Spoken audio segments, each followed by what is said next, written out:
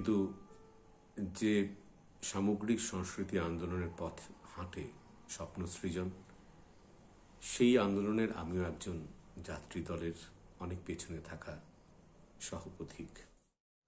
স্বপ্ন সৃজনের যে সৃজন উৎসব শুরু হচ্ছে, উৎসব হবে, সেটা সাফল্য লাভ করুক। একটা ভিন্ন ধরনের পৃথিবীর মধ্যে দাঁড়িয়ে নাটকের স্বপ্ন দেখা, সৃজনের স্বপ্ন দেখা, স্বপ্নের সৃজন এবং সৃজনের স্বপ্ন নিয়ে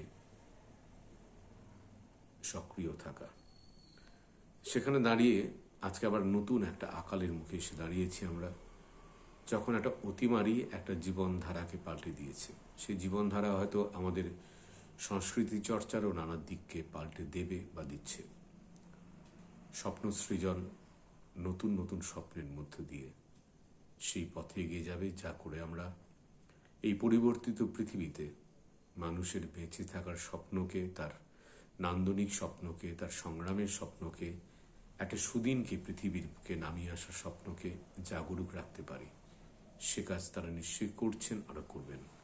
তাদের সকলকে সতীর্থের অভিনন্দন।